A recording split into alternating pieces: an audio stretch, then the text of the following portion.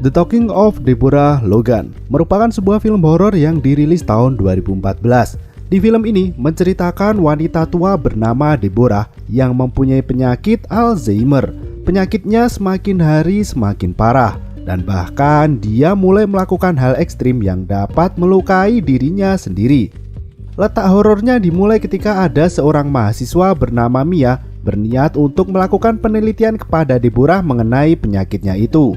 Dibantu dengan dua orang tim yang bernama Gavin dan Louis, mereka berdua membantu mendokumentasikan penelitian dari Mia.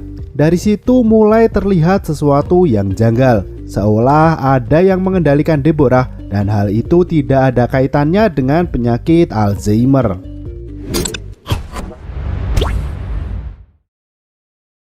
Alamat Deborah ini berada di Virginia dan dia tinggal bersama anak perempuannya yang bernama Sarah. Mia sebelumnya sudah janjian dengan Sarah melalui telepon. Kedatangan Mia dan timnya disambut baik oleh Sarah. Sarah sangat antusias dengan kehadiran mereka. Keantusiasannya itu dikarenakan Mia memberikan uang yang sangat dibutuhkan oleh Sarah. Selain itu, Mia juga mengatakan kalau pemerintah kota Roanoke akan membiayai pengobatan dari Deborah. Tentu hal tersebut menambah Sarah lebih gembira lagi. Dia pun memperkenalkan Mia kepada Deborah yang saat itu berada di kebun bersama dengan Haris tetangga mereka. Ternyata Deborah merasa kurang setuju tentang apa yang akan dilakukan oleh Mia. Dia tidak ingin penyakitnya dieksploitasi sehingga orang lain akan mentertawakannya. Mia mencoba membujuk dan mengatakan kalau hal itu bertujuan untuk pendidikan. Deborah masih bersikeras untuk menolak dan dia tidak ingin melakukan wawancara itu. Dan Sarah pun mencoba berbicara ke ibunya. Deborah mengatakan kalau dirinya berubah pikiran dan tidak ingin melakukan wawancara itu. Dia sudah berusaha keras dan mengatakan kalau saat ini sudah sangat butuh uang dan bantuan. Seminggu kemudian akhirnya Mia datang kembali, yang berarti Deborah sudah setuju untuk melakukan wawancara dan dilakukan penelitian kepadanya. Sebelum melakukan itu, Sarah dan Deborah menunjukkan beberapa ruangan yang ada di dalam rumah mereka. Kegiatan Deborah menjalani masa tua adalah melukis. Selama di sana, Mia dan timnya akan menumpang di rumah itu. Tujuan Mia membuat film ini adalah untuk penelitiannya supaya dia bisa mendapatkan gelar PhD, penelitian tentang penyakit Alzheimer yang sangat berbahaya. Selain menghancurkan pasien, penyakit ini juga mempengaruhi fisiologis bagi penderitanya. Ya, penyakit ini mulai menyerang seseorang dan menghapus ingatannya yang paling berharga, yang kemudian di tahap akhir akan menghancurkan bagian otak yang mengatur jantung dan pernafasan. Secara lambat akan menyebabkan kematian. Wawancara pertama Deborah menjelaskan kalau dia pernah merasa muda. Sarah menambahkan kalau beberapa kali ibunya sering lupa mematikan kompor hingga membuat dinding dan rak bumbu terbakar. Ya, itu menjadi awal petunjuk Deborah mempunyai penyakit itu. Dr. Nazir yang menangani Deborah mengatakan kalau dia sudah melakukan tes dan dapat dipastikan kalau Deborah mengidap awal penyakit Alzheimer. Di sini Alzheimer Deborah masih belum parah dan masih berada di tahap awal. Mia menjelaskan kembali ketika suami Deborah meninggal, dirinya mengurung diri selama 2 bulan. Dan selanjutnya Deborah memulai bisnis layanan mesin penjawab untuk kota Exuma. Dalam wawancaranya, Deborah mengatakan kalau dirinya merupakan penghubung kota itu. Jadi kerja Deborah adalah menghubungkan customer dengan orang yang dibutuhkan seperti dokter, pengacara, dan lain-lain. Mengetahui penyakit itu, Deborah tidak menyerah. Dia melakukan banyak hal untuk mencegah penyakit itu semakin melebar. Penyakit yang tidak ada obatnya. Meski terkadang dia lupa apa yang baru saja dia lakukan dan kenapa dia melakukan hal itu. Keanehan dan kehororan dimulai ketika Louis merekam diam-diam Deborah yang sedang berkebun. Dia melihat Deborah mengambil seekor ular. Ketika Mia datang, tiba-tiba Deborah sudah berada di belakang Louis dan mengagetkannya. Mereka semua pun masuk ke rumah untuk makan siang. Selesai makan, Louis pun memasang beberapa kamera CCTV di sudut rumah. Deborah terlihat mondar-mandir ketika Louis memasang CCTV. Hingga akhirnya dia masuk ke dalam kamar dan mengagetkan Louis.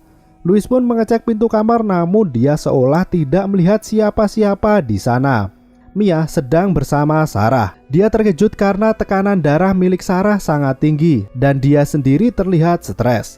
Tiba-tiba Deborah berteriak dan mengancam Gavin dengan mengatakan kalau dia menginginkan sekopnya. Gavin pun kebingungan dan ketakutan. Deborah sendiri berteriak histeris mencari sekopnya. Bahkan dia mengacak-acak dapur. Semua orang pun membantu mencari sekopnya di segala tempat. Louis menemukan sebuah tempat dengan barang-barang tua. Mia pun menemukan sekop yang ternyata ada di dalam freezer. Sarah memberikan sekop itu kepada ibunya. Namun Deborah hanya menatap jendela dan ketika berbalik, dia menarik kulit lehernya hingga berdarah. Mereka pun mencari bantuan dan dengan cepat membawa Deborah ke rumah sakit. Dr. Nazir menjelaskan kepada Sarah kalau ibunya mengalami Alzheimer fase pertengahan. Hal itu terjadi lebih cepat dari prediksi yang seharusnya masih 2 atau 3 tahun lagi. Hari ke-15 Mia ada di tempat itu. Deborah pun dibawa pulang dari rumah sakit. Dia kembali melakukan kegiatannya mulai dari melukis dan hal yang lainnya. Suatu saat, Louis mengintip ke kamar Deborah. Dia seolah berbicara dengan seseorang dan mengatakan untuk menghentikan itu. Keanehan itu semakin jelas seolah ada sesuatu yang mengancamnya. Mia kembali menjelaskan kalau semakin lama Deborah menjadi semakin parah. Dan Sarah sendiri mengatasi stresnya dengan mabuk-mabukan. Sarah menceritakan kepada Mia dan yang lainnya kalau dulu ibunya memasukkannya ke dalam sekolah asrama ketika masih kecil. Dia ketahuan sedang berciuman dengan gadis dan itu membuat ibunya sangat marah. Keanehan kembali terjadi di malam berikutnya. Suara aneh kembali terdengar. Sarah mengecek ibunya dan pergi ke lantai atas. Namun, Louis melihat Deborah yang sedang berjalan tepat di ruang depannya. Louis mencoba mengikuti Deborah yang sudah mematung di depan jendela dan melihat ke arah luar. Sarah pun datang dan dia mencoba menenangkan ibunya kembali. Deborah melakukan hal yang aneh. Kali ini dia memaku jendela yang sudah tertutup. Deborah kembali menghilang malam hari. Mereka kebingungan karena ketika Sarah mengecek ke kamar, ibunya sudah menghilang. Seluruh kamar dan ruangan pun dicari, namun dia tidak berada di mana-mana. Jendela yang sudah dipaku Deborah sendiri ternyata terbuka dan ada darah di paku itu. Sepertinya Deborah memaku jendela itu karena dia tahu kalau akan keluar lewat sana, sehingga dia mencegah dirinya untuk berkeliaran di luar rumah. Deborah ditemukan di kebun dan dia sedang mengacak-acak tanah dengan sekopnya yang kemudian histeris ketika Sarah mencoba menghentikannya. Tangan Deborah sudah penuh dengan luka dan tanah ketika Mia membersihkannya di wastafel. Luka itu berasal dari Deborah yang membuka paksa jendela yang sudah dipakunya. Gavin menunjukkan rekaman CCTV kepada Mia yang terdapat kejanggalan. Dalam rekaman itu, Deborah terlihat seperti tidur berjalan dan berada di dapur. Keanehannya adalah Deborah bisa berpindah naik ke atas kompor dapur secara tiba-tiba. Bahkan, 2 kamera menunjukkan hal yang sama. Rekaman itu juga ditunjukkan kepada Sarah dan Mia menjelaskan kalau ada sesuatu yang aneh di dalam diri Deborah. Pagi harinya Sarah menceritakan kejadian yang dialami ibunya kepada Dr. Nazir. Dia menjelaskan tentang tidur yang berjalan dan sesuatu yang aneh. Haris kembali datang dan dia menyarankan kepada Sarah untuk menghentikan urusannya dalam menfilmkan ibunya. Menurut Haris, Sarah harus memberi Deborah ruang untuk ketenangan. Sarah kembali memaksa ibunya untuk menjalani pengobatan. Namun Deborah seolah tidak peduli dan merasa kalau dirinya baik-baik saja. Perdebatan masih terus berlangsung dan bahkan Deborah menyuruh Sarah untuk pergi dari rumah dan kembali bersama teman wanitanya. Deborah kembali melakukan wawancara di depan kamera. Kali ini Sarah menunjukkan video di mana Deborah sedang menggali lubang di tanah. Ketika melihat video itu, Deborah sendiri merasa terkejut dengan tingkahnya. Dia tidak percaya apa yang dilakukannya. Sarah pun menanyakan kepada ibunya yang terus berkata untuk jangan jawab telepon, seolah ada seseorang yang menelpon. Deborah tiba-tiba menyerang anaknya dan mulai mengamuk tak terkendali. Deborah sendiri kembali dibawa ke rumah sakit. Dokter pun melakukan uji tes termasuk mengambil sampel sumsum tulang belakang. Mereka mencoba mencari jawaban dari anomali yang terjadi kepada Deborah. Yang dokter dapatkan malah bukan jawaban, namun lebih banyak pertanyaan lagi. Deborah sendiri mengalami infeksi kulit di mana punggungnya bersisik. Selama menjalani tes, Deborah sering tak sadar kalau dia melukai dirinya sendiri, seperti menarik kulit di lengannya. Nah, di sini Dokter Nazir mengatakan kalau kondisi yang dialami Deborah ini biasanya tidak ada kaitannya dengan Alzheimer. Meski kalau berusaha di cocokologi ada, namun dokter mengatakan kalau dia masih akan melakukan penelitian terkait anomali yang terjadi kepada Deborah. Mia kembali datang ke rumah Deborah. Malam itu bertepatan dengan Deborah yang kembali mengamuk. Di sana ada Haris yang mencoba menolongnya. Deborah telah menelan sesuatu yang hitam dan besar. Sarah sendiri mulai membereskan rumah dan dia menemukan ada ular hitam di dekat pintu. Sementara Gavin yang sudah merasa ada sesuatu hal yang aneh, dia mengambil salib milik bibinya dan berniat untuk meletakkannya di jendela yang dulu dibuat kabur oleh Deborah. Ruangan itu sudah beralih fungsi menjadi gudang. Gavin pun membuka sebuah lukisan milik Deborah. Di sana tergambar suatu makhluk hitam. Dan di lukisan selanjutnya makhluk itu mulai semakin besar dan mendekat ke arah jendela. Dia pun segera memasang salib ke jendela dan Deborah sudah ada di sana. Anehnya jendela tiba-tiba terbuka sendiri dan hal itu membuat Gavin ketakutan. Dia pun menunjukkan rekaman itu kepada Mia, namun Mia tidak mengambil pusing dengan semua fenomena ini. Gavin meminta bayaran double kepada Mia karena hal yang mereka lakukan aneh. Louis juga meminta hal yang sama dan akhirnya Mia pun menyetujuinya daripada penelitiannya tidak selesai. Malam hari, dari CCTV Deborah terlihat berjalan. Anehnya, dia menanggalkan pakaiannya dan masuk ke salah satu ruangan di lantai atas. Terdengar suara deringan yang sangat berisik. Hal itu membangunkan semua orang. Sarah pun mengatakan kalau itu berasal dari switchboard ibunya yang sudah lama tidak berfungsi. Mia juga mengatakan kalau Deborah tidak ada di ruangannya. Salah satu pintu kamar atas tertutup dengan sendirinya. Sarah mulai masuk ke dalam dan kembali mereka dikejutkan dengan pintu yang tertutup. Sarah pun mengakui kalau pintu itu sudah lama tidak dibuka. Louis yang disuruh untuk masuk terlebih dahulu. Dan di sana Deborah tengah bugil sedang mengoperasikan switchboard, alat untuk call centernya zaman dahulu. Terdengar suara laki-laki dan Deborah seolah menancapkan panel berkali-kali. Terjadi konsleting listrik dan di bagian ini kalau diperlambat ada tampang makhluk yang mengerikan. Dan ini merupakan suatu hal yang janggal, bukan lagi dari penyakit Alzheimer. Dokter Nazir datang setelah ditelepon. Dia mengecek semua keadaan tubuh Deborah dan mengatakan kepada Sarah kalau fungsi motorik ibunya berjalan masih normal. Dan lebih anehnya lagi semuanya sebenarnya baik-baik saja. Dokter memberikan obat penenang untuk berjaga-jaga kepada Mia. Keanehan ibunya di depan switchboard pun ditanyakan oleh Sarah kepada dokter. Dokter menjelaskan perilaku Deborah itu seolah ada kemauan keras dan tidak ingin meninggalkan sesuatu. Gavin menemukan keanehan ketika Deborah berada di depan mesin itu. Dia menangkap sebuah suara dengan kamera miliknya. Ketika digabung menjadi satu kesatuan dengan bahasa Prancis, isi suara itu berupa potongan orang yang berbicara tentang ular dan jadilah kelimaku.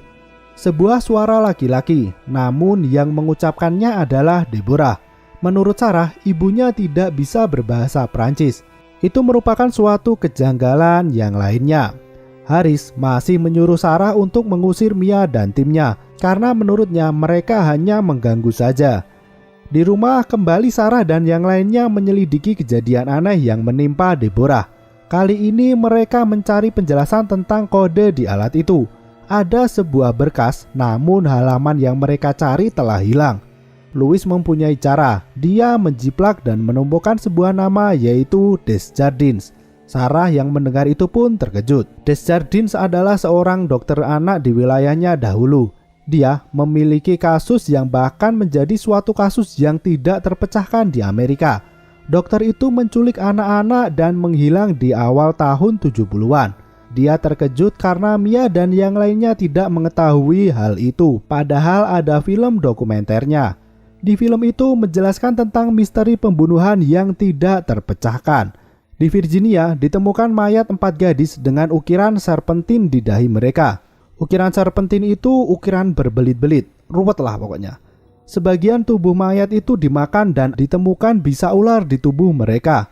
Menurut salah seorang ahli, itu merupakan ritual monakan dengan simbol ular yang memakan dirinya sendiri. Lokasinya sendiri berada di tambang monakan yang bagi penduduk lokal itu merupakan tempat yang suci karena langsung menuju Sungai Merah. Para gadis itu dikorbankan ketika menstruasi pertamanya dan darah birahi diberikan kepada setan. Ritual itu akan ditukarkan untuk sebuah keabadian. Desjardins datang ke tempat itu dan hal itu menjadi sebuah kasus yang menarik. Pasalnya dia merupakan orang yang dihormati dan disegani. Bahkan Desjardins sendiri sering melakukan pekerjaan tanpa bayaran. Namun Desjardins suatu saat menghilang. Seorang tukang koran lokal menemukan bau aneh di rumah dokter itu. Ketika polisi menyelidiki, ternyata banyak sekali ular yang ada di sana serta buku ritual monakan. Ritual monakan sendiri membutuhkan 5 tumbal manusia untuk mencapai keabadian. Polisi setempat hanya menemukan 4 orang anak, yang berarti Desjardins masih belum menyelesaikan ritual tersebut. Sejak saat itu, keberadaan Desjardins menjadi misteri. Pagi harinya ketika sarapan, Sarah menanyakan tentang pria yang bernama Desjardins kepada ibunya. Deborah mengatakan kalau dia hanya merasa tak asing dengan nama itu. Sarah menjelaskan kalau Desjardins sudah menghilang 30 tahun. Tiba-tiba Deborah menjawab kalau pria itu tidak menghilang, melainkan sudah mati dibunuh. Deborah pergi ke kamar mandi yang ternyata dia muntah. Namun yang dikeluarkannya bukan berupa makanan, melainkan tanah dan juga cacing. Tentu hal itu membuat Deborah dibawa ke rumah sakit. Dokter sendiri masih belum mengerti dengan apa yang terjadi. Dia mencoba menghubungkan dengan sesuatu yang rasional. Haris sendiri tiba-tiba muncul dan mengajak Deborah untuk pergi dari rumah sakit itu. Untungnya Haris berhasil dicegah oleh para perawat yang ada di sana. Louis memasang beberapa kamera di kamar Deborah. Mia menaruh kecurigaan kepada Haris setelah membaca sebuah artikel. Ada seorang saksi yang melihat kejadian sebelum Desjardins menghilang.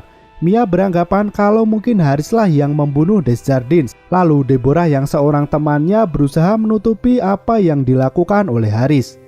Suara tembakan terdengar dari luar rumah yang ternyata itu adalah Haris yang sedang menembaki mobil milik Gavin. Gavin segera menelpon polisi. Haris sendiri tengah mabuk dan dia ditangkap. Gavin akhirnya memutuskan untuk pergi. Alasannya bukan karena mobil yang ditembaki, melainkan dia tidak tahan dengan keanehan-keanehan yang terjadi. Louis mendatangi kamar Deborah, namun tidak ada orang di sana. Mia pun segera mencari Dr. Nazir.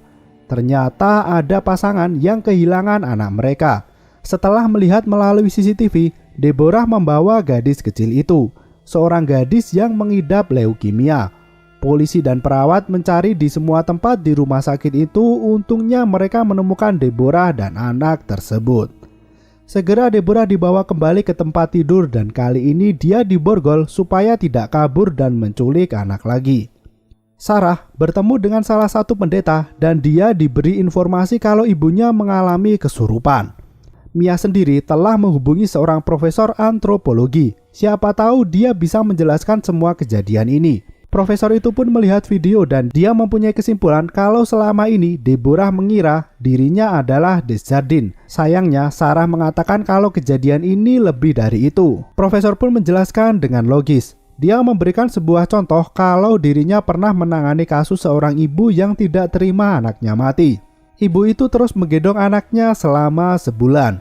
Lama-kelamaan, wanita itu berubah suaranya menjadi pria dan dibutuhkan waktu 2 bulan hingga mantranya bisa menghilang.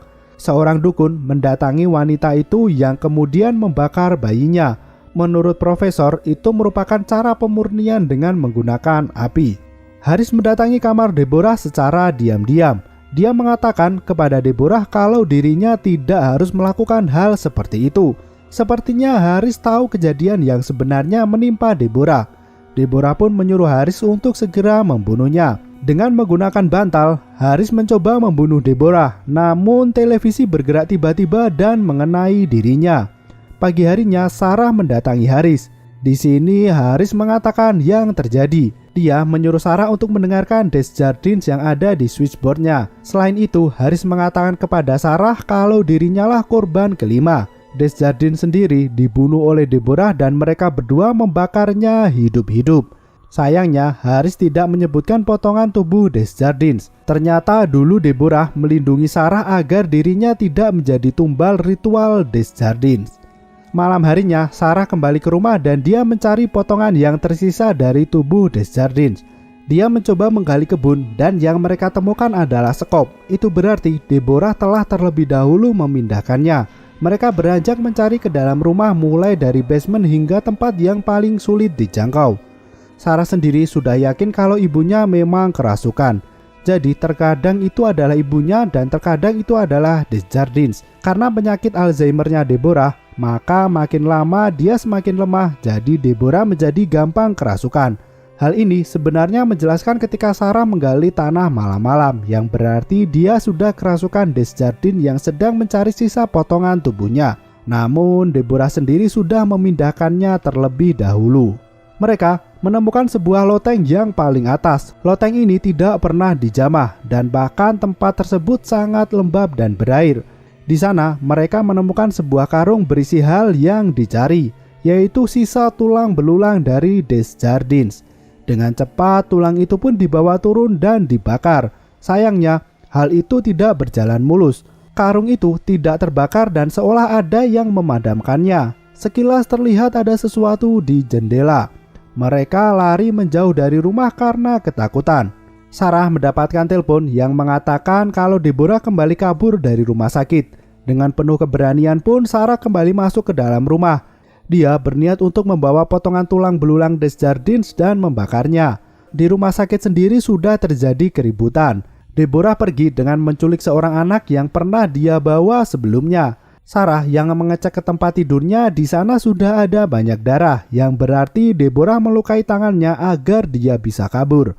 Selain itu, Deborah juga menyerang salah seorang polisi dengan menggigit lehernya. Polisi pun mendengar status mobil yang telah dicuri. Sarah menyadari kalau ibunya pergi ke Gunung Monacan. Mia pun beranggapan kalau anak itu akan menjadi tumbal yang kelima. Desjardins yang menguasai tubuh Deborah berniat untuk menyelesaikan ritualnya. Mereka pun menerobos masuk dan di sana mereka menemukan Deborah. Polisi berusaha untuk memborgolnya. Anak kecil itu mengatakan kalau dia pria baik dan jangan menyakitinya. Hal itu mempunyai arti yang dilihat anak tersebut bukanlah Deborah, melainkan Desjardins. Tiba-tiba Deborah mengeluarkan ludah supernya dan itu membuat salah seorang polisi kesakitan. Mereka kembali mencari Deborah yang kabur. Di sana ada sebuah bangunan yang menuju ke terowongan tambang. Polisi masuk terlebih dahulu yang kemudian disusul oleh Mia dan Sarah. Mereka terus masuk dan bahkan banyak sekali ular ada di sana. Mia mencoba mengambil pistol milik polisi yang sudah menghilang, sedangkan Sarah memegang obat penenang. Terlihat Deborah yang sedang memakan anak tersebut. Mulutnya terbuka sangat besar. Sarah memotivasi ibunya untuk berusaha melawan Desjardins. Sarah membakar karung yang dibawanya. Karung itu pun mulai terbakar dan kembali meledak. Kejadian malam itu pun selesai. Deborah berhasil diselamatkan dan dibawa kembali ke rumah sakit. Anak kecil yang bernama Kara juga berhasil selamat malam itu. Beberapa hari kemudian televisi melaporkan tentang kasus Deborah, di mana dia tidak disidang karena kondisinya. Sementara Kara yang sempat diculik oleh Deborah tiba-tiba saja menjadi sembuh dari leukemia. Ketika diwawancarai, Kara terlihat senang dan senyum yang mengerikan. Yang menurut saya, Desjardins sudah berhasil bangkit dan masuk ke dalam tubuh Kara. Sepertinya tumbal terakhirlah yang akan menjadi wadahnya. Dan Deborah sendiri sudah mengetahui hal itu. Makanya dia berusaha menghentikan Desjardins agar tidak masuk ke anaknya.